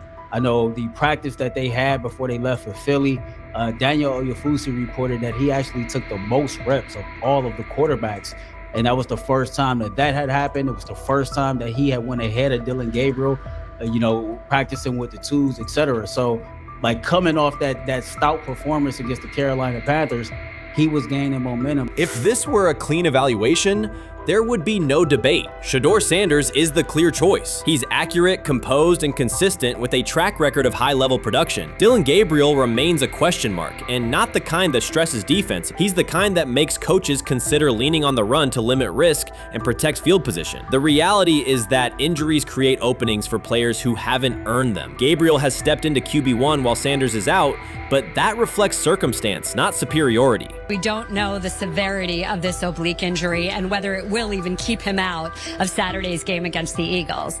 As for moving up the depth chart, I'm the Browns preseason sideline reporter. I was there Friday night when he burst onto the stage and set the NFL world buzzing. And yes, his demeanor was tremendous. His poise was tremendous.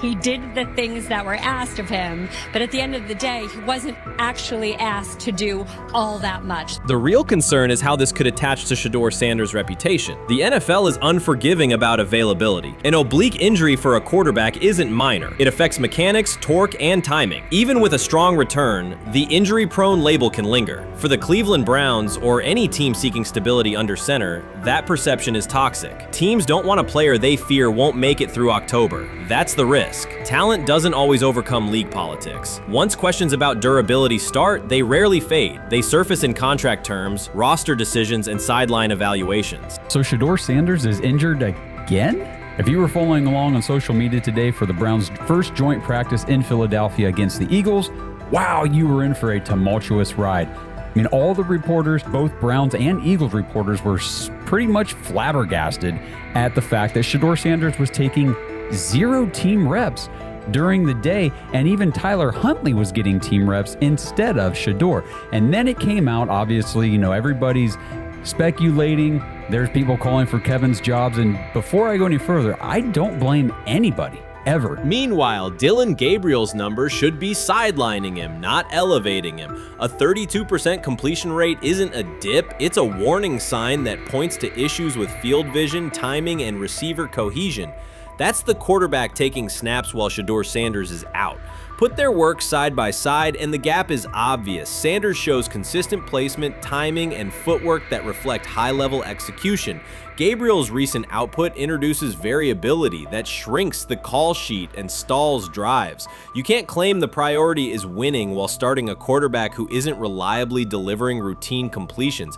Fans recognize it, receivers lose confidence and tempo when targets are off, the offensive line's urgency fades when protection doesn't translate into productive throws, team belief in the quarterback is fragile, and once it erodes, a season can come apart quickly.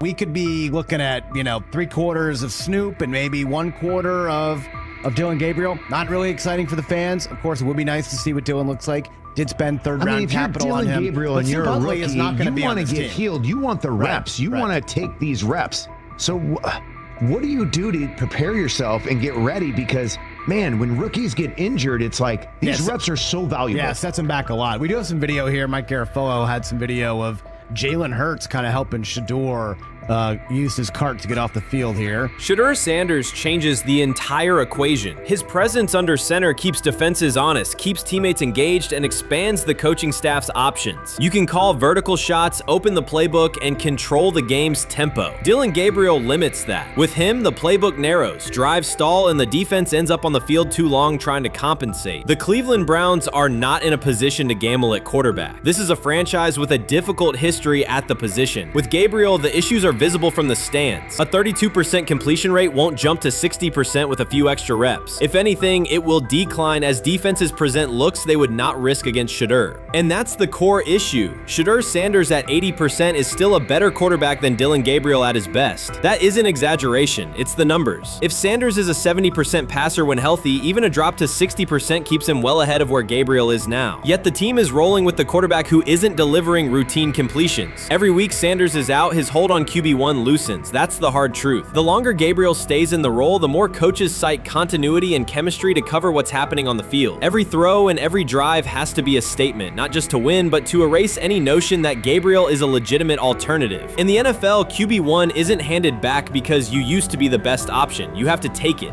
Started off with some positive news for Shedeur, and then it kind of just went left real quick.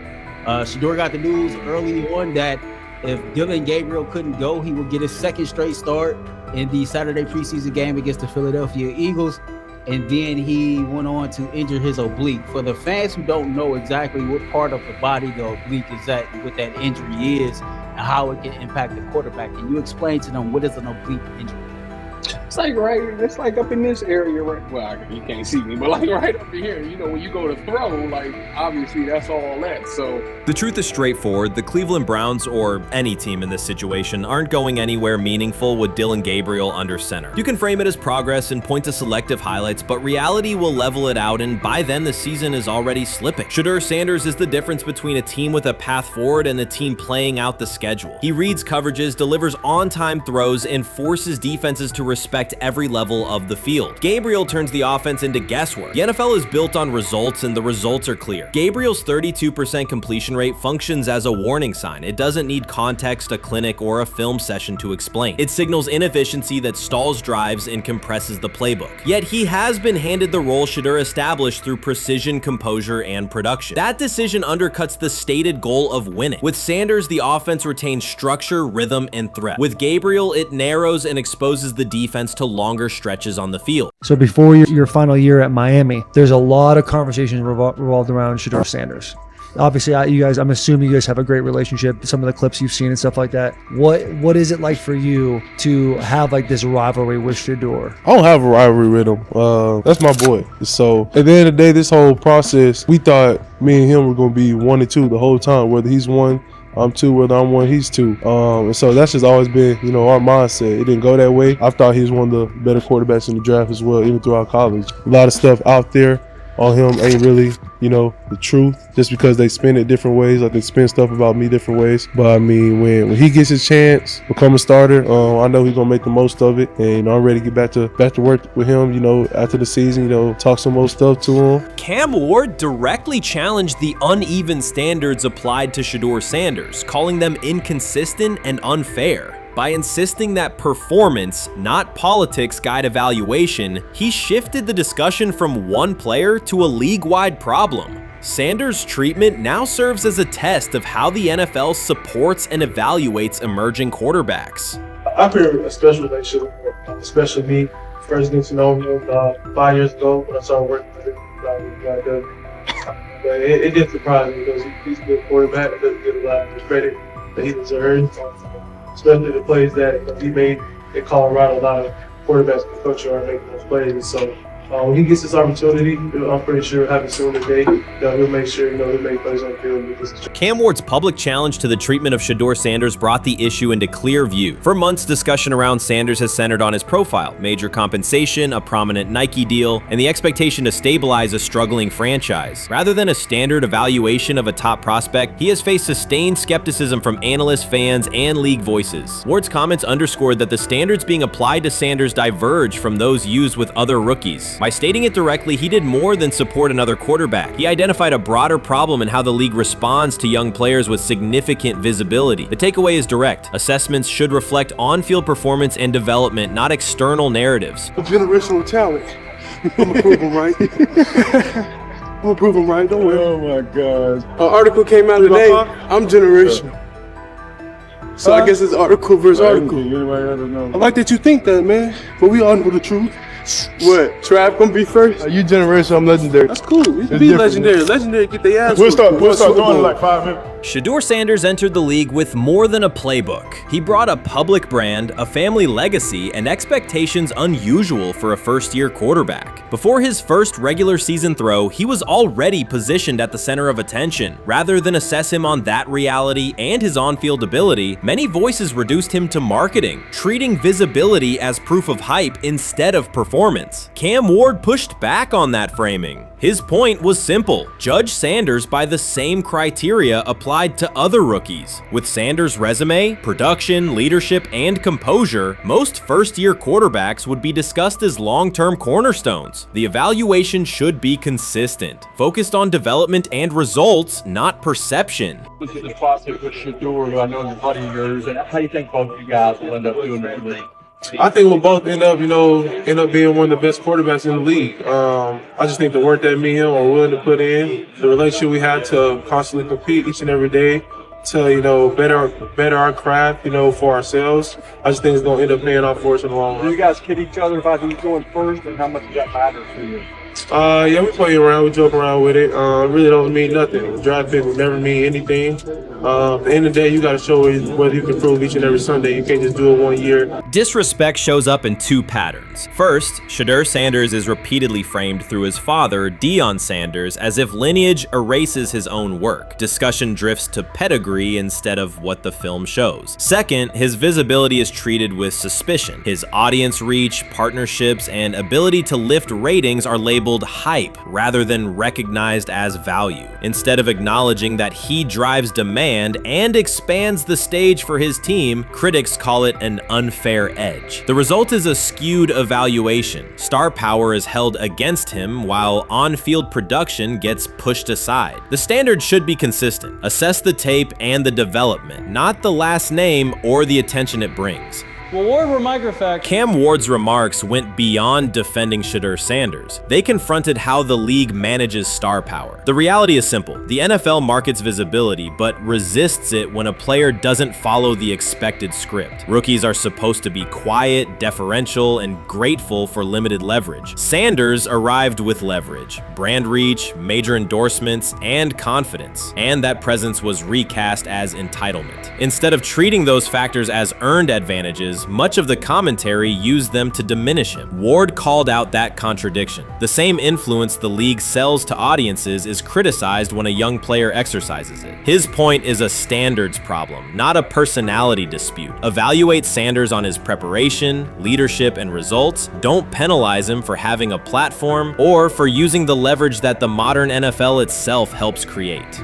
Now it sounds like the Cleveland Browns are going to all but imprison Shedeur Sanders in the football sense of a very talented rookie quarterback who obviously needs reps, needs an opportunity, and who now, barring some miraculous luck, will not get the opportunity to play in a single real game. I'm sure many around the NFL are celebrating as we speak.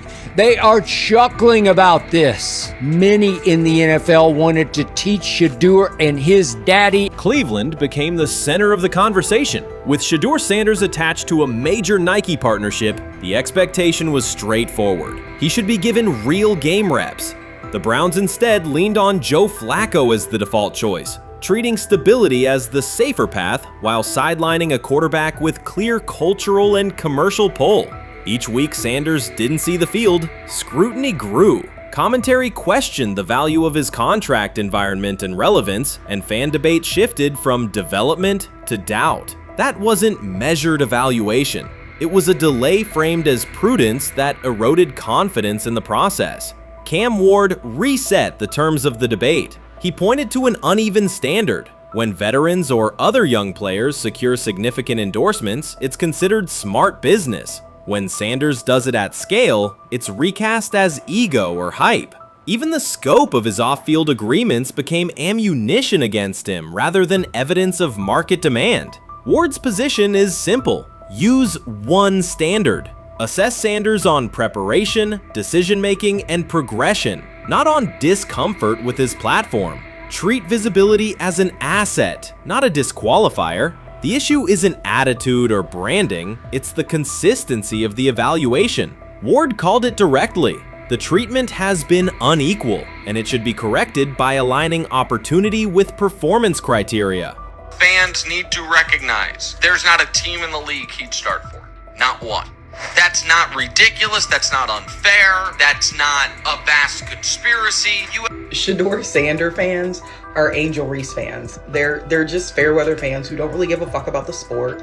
Most of them are just Dion fucking groupies that followed him when he went to fucking Colorado, just like Angel Reese's fans had never watched basketball prior to her playing at LSU, and they followed her to the WNBA and don't know shit about the sport.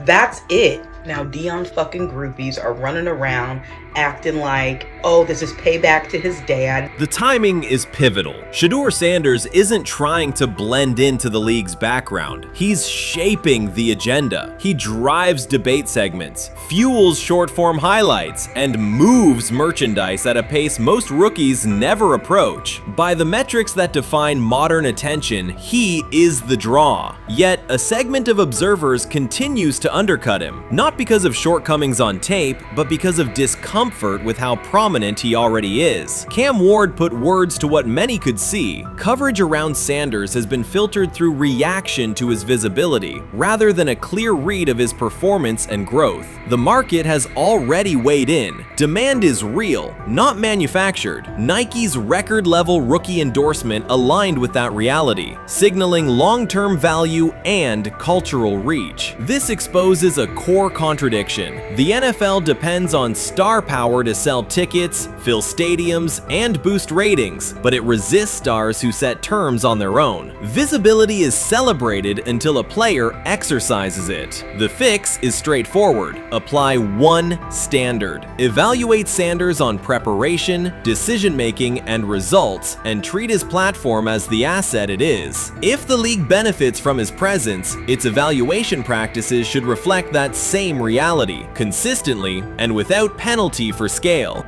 Shedeur Sanders does not depend on league promotion. He established his platform before the NFL and continues to expand it on his own terms. That autonomy challenges the status quo. Cam Ward's support was more than a defense of a teammate. It was a warning that if the league holds to outdated expectations, it risks falling behind the very players who drive audience attention and revenue. Claims that Sanders lacks real popularity ignore measurable facts. A large, active following, consistent merchandise demand, and sustained coverage across major outlets. Doubts about his standing as a quarterback overlook his college production and growth indicators. The pattern is familiar. Efforts to minimize him increase his reach. Each skeptical headline widens the spotlight, and each dismissive take creates more engagement. You cannot reduce a player built for visibility by arguing he should be less visible. The practical outcome is the opposite. Scrutiny becomes signal. Sanders is not merely enduring criticism, he is turning it into momentum, converting attention into leverage on and off the field. Honestly, guys notice it more when you're out winning games, right? If Cleveland starts off in a bad start, they're not doing well, and all of a sudden Shedeur or Dillon Gabriel are doing well in 7-on-7, they're throwing dimes. In practice drills, the number one defense can't stop them. People take notice of that, and the more that the players see it, they're gonna then the comments start happening over the lunch table. They start happening throughout the building, and that's when the pressure really will get severe. The Cleveland Browns were focused on resolving their quarterback situation until Jason Kelce made pointed comments that triggered a strong reaction from ownership. The response inside the organization was immediate and intense. What exactly did Kelce say that has the dog pound on edge and the front office under pressure? We've seen that miserable game by the Cleveland Browns. So they throw Joe Flacco in there, and I like Joe Flacco. He did good, but they gave him the resource of all the first-team guys. Then they throw Dillon Gabriel in there with first teams and second teams. So Dillon always is getting protected. The same thing again, they gave this scrub max protection on every play. Yeah, he completed some passes, but let's talk about his mistakes. He's still inconsistent with his throws, but he at least had max protection. The Cleveland Browns continue to be defined by inconsistency and avoidable setbacks. Even as fans hoped the organization had turned a corner, Jason Kelce, fresh off retirement, offered a direct critique that reignited doubts about the team's direction. His remarks implied the franchise's structure and decision-making remain unstable and recent progress may not hold. The takeaway for leadership is straightforward. Identify core issues, align on a coherent plan, and execute with discipline. For supporters, it's another sign that the problems run deeper than a single season. They throw Shedeur Sanders in there with the lowest cab drivers you couldn't even get on 5th Street.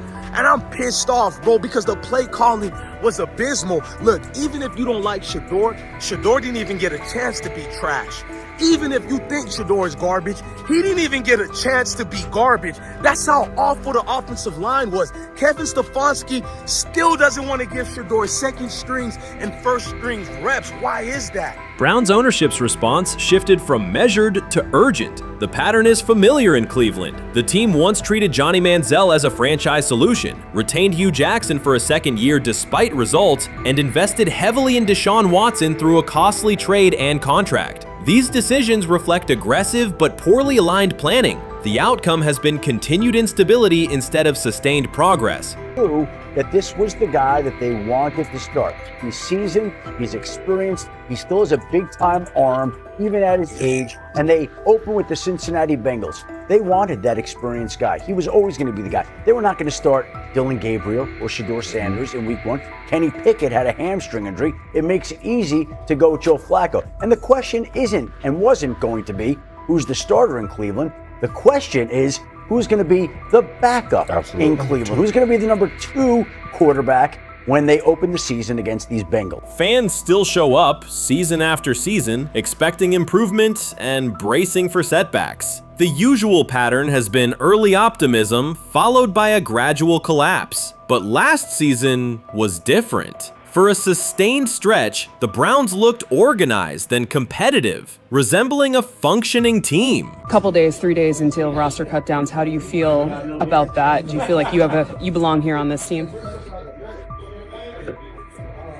Obviously, I think overall as a player, I feel like I put in the work. I feel like everything I do, I try to do it to my best, and that's all I ask for. So I feel like everybody feels like, they should be on the team, and if you ask anybody on the team, would they feel like they belong, you know, in their own eyes. So I feel like I do, but I'm my own player, you know. I think about myself in a high regard. The front office entered the offseason confident. Kevin Stefanski was being praised, and the Dog Pound believed the team had made real progress.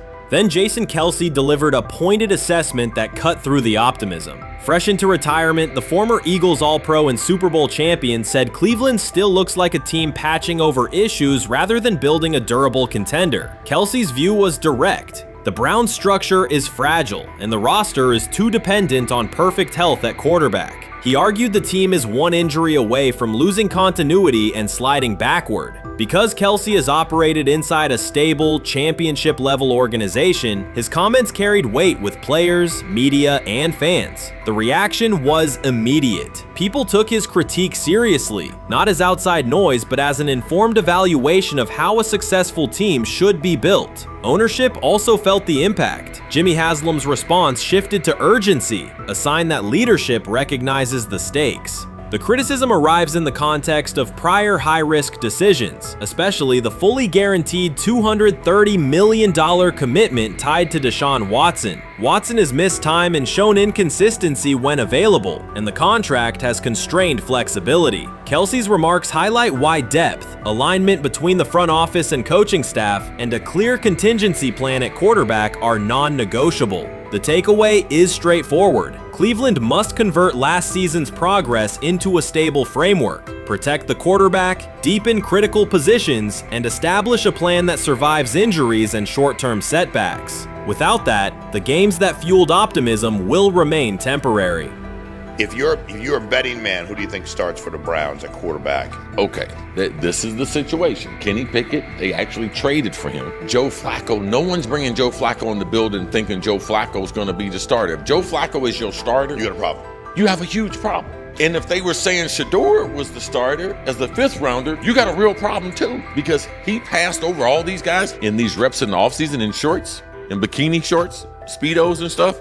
Like, no. That kind of stuff. So I'm not that surprised. When you put down a 3rd round pick on a quarterback, you do believe he has a certain skill set. Jason Kelce stated the obvious. Cleveland committed to a quarterback who hasn't played at an elite level in years, and Joe Flacco's playoff run didn't change the long-term outlook. Ownership appeared more upset that the criticism was public than by the substance of the critique. Many fans agreed. They've seen this pattern before. Rosters age, injuries are inevitable, and when a single contract dominates the cap, one setback at quarterback can undermine the entire season. Kelce's broader point was about structure. The Browns prioritized the high-cost, uncertain starter over depth and contingency. The late-season surge masked issues that remain: limited cap flexibility, thin depth at key positions, and an offense that lacks a credible plan B. Fans recognize how quickly a strong defense can decline with injuries, and how an offense without redundancy stalls. The AFC North raises the stakes. Baltimore with Lamar Jackson sustains a top standard. Cincinnati with Joe Burrow returns to contention when healthy. Pittsburgh rarely slips below .500 under Mike Tomlin and wins with defense and consistency. In that environment, Cleveland can't rely on perfect health or peak form from one player. The path forward is clear. Diversify cap allocation, reinforce the offensive line and receiver depth, carry a legitimate backup plan at quarterback, and install a scheme that functions regardless of who is under center. Given what we saw yesterday with Shedeur Sanders, somebody on the Cleveland Browns is 100% getting fired, probably by the end of this year. The person who's probably going to end up getting fired is Kevin Stefanski, because I know that he didn't want Shedeur Sanders on the team. It was Andrew Berry who made that pick. You can't really go against your GM. Bad things happen in this situation. But Shedeur Sanders is not without fault for what we saw yesterday. This is the play that we saw yesterday that has the internet just exploding, where Shedeur Sanders took like a 24-yard sack.